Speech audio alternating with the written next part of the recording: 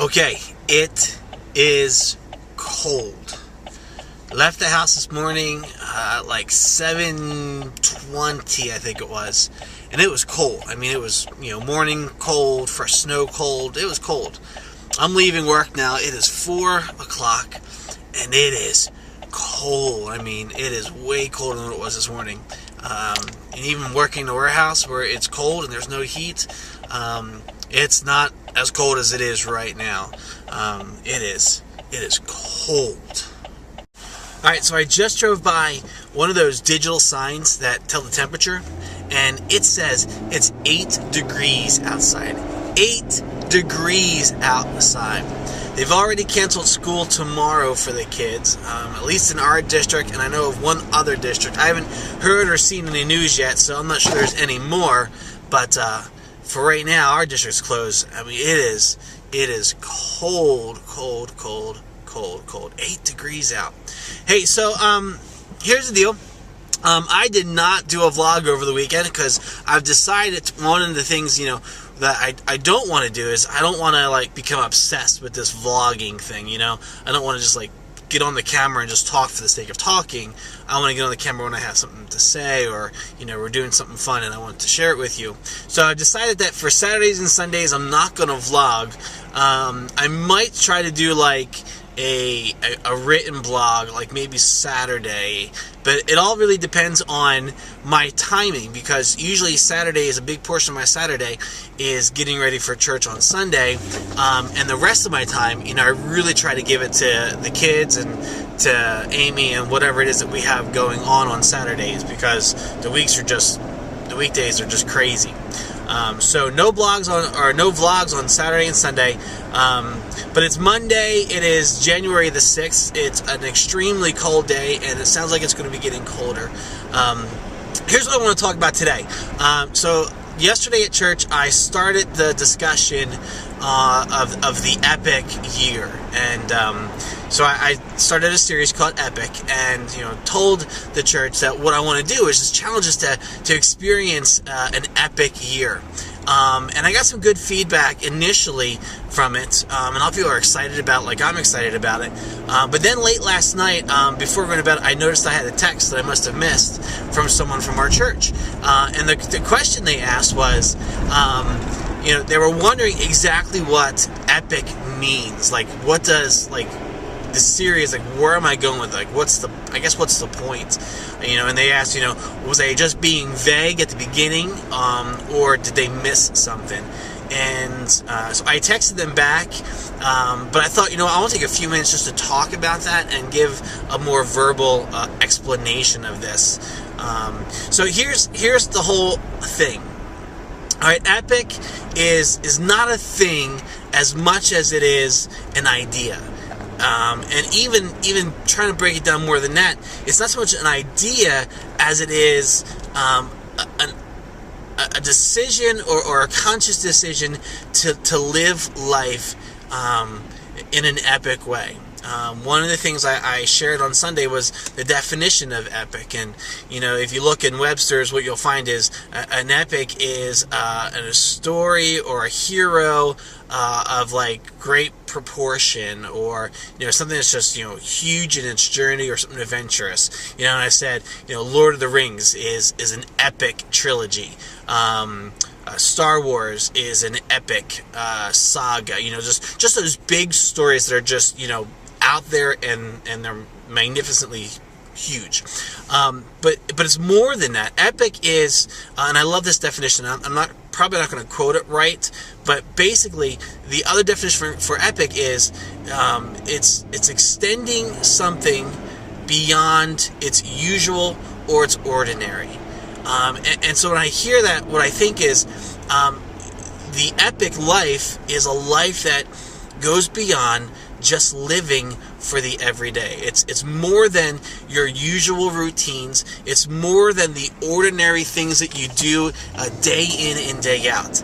The epic life that I'm trying to experience, that I want to see happen in my life, is that life that is, it's just beyond. It's beyond what I've always done. It's beyond what I know. It's beyond anything that I think I can do.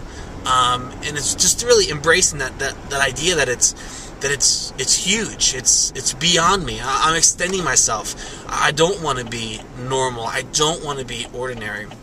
And that looks different as we break it down. So when you introduce a series, you don't go into all of the content and the details and the things that you'll be talking about when you go into your series. You kind of just give the introduction and you leave it out there, and that's what I tried to do. So it wasn't like I was being vague as much as I was just introducing it. So that's part of it, and I'm not sure maybe if that was a great explanation. It sounded good in my head. I hope it sounded good in your hearing. But think epic as in not a thing, but as a way of extending yourself beyond what you would normally, usually, ordinarily do. And I think that, for me, is the epic that we want to experience. Now, one of the things that we'll do throughout the year, and I blogged a little bit about this, but one of the things that I want to do is, as we experience this epic life, as we go on this adventure, I want us to look at topics that relate to our life. Both in the spiritual, the theological, the doctrinal, as well as just the everyday life. Like I was thinking, one way to explain living epic would be, to ask the question, what would it be like if in your relationships you interacted with a person not because of how they responded to you, but because of how you intentionally want to love them? Like, that to me is epic. Like, when you want to love somebody, it's a love based on what you are extending to them, and it's not based on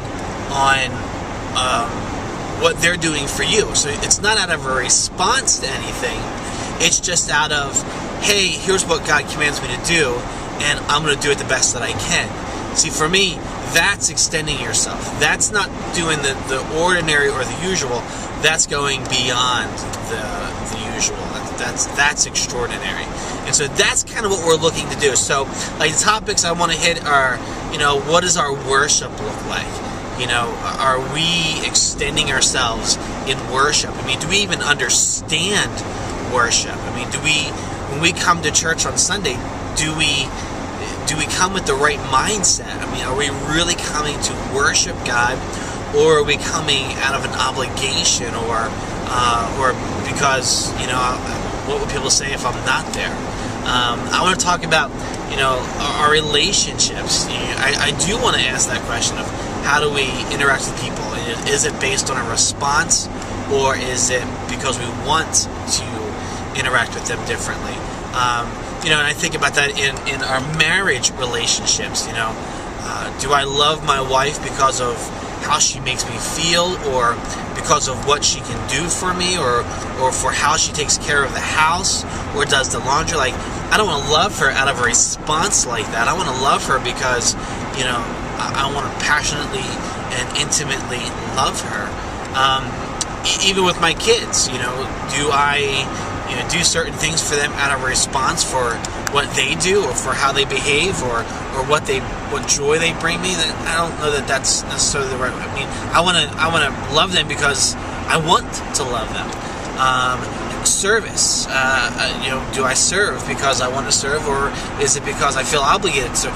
All of those things. And so we're going to hit topics like worship and tithing and marriage, relationship, and parenting and kids, and just a whole bunch of different things throughout the year that really just kind of get us to ask the question, as I think about this topic and the relationship that I have with this topic, am I extending myself beyond